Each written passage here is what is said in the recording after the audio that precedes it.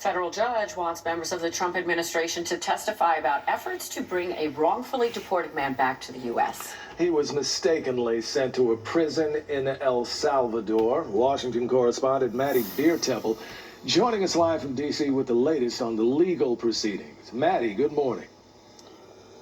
Good morning, Kirsten and Craig. Yeah, a federal judge said that the Trump administration is defying the Supreme Court and, quote, has done nothing to facilitate the return of 29-year-old Kilmar Abrego Garcia. She's now ordering officials from ICE, Homeland Security, and the State Department to give sworn testimony.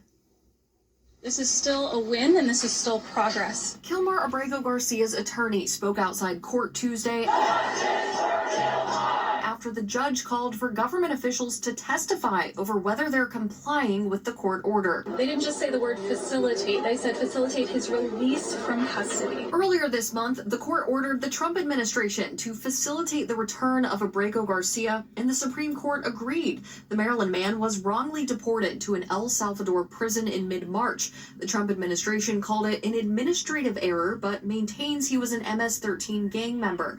Abrego Garcia's lawyers say he's not part of the gang and was never charged with a crime. You would think we deported a candidate for Father of the Year. The White House is doubling down on the deportation. Press Secretary Caroline Leavitt says it's part of a broader effort to crack down on illegal immigration. There is never going to be a world in which this is an individual who's going to live a peaceful life in Maryland. Meanwhile, Abrego Garcia's wife, Jennifer, is pleading for his return. Stop playing political games with the life of Kilmar.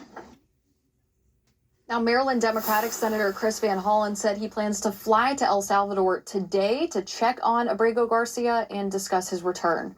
In Washington, back to you. Maddie, what's next in this case? Well, the judge expects this discovery process to take about 2 weeks. After that, an attorney for Abrego Garcia says that if steps aren't taken to return him, there could be contempt proceedings on the table. And after that, this could ultimately all end up at the Supreme Court. Another 2 weeks in an El Salvador prison for that young man. Maddie Beirtempfel, thanks for continuing to follow the developments on this for us. All right, let's get a check on our traffic.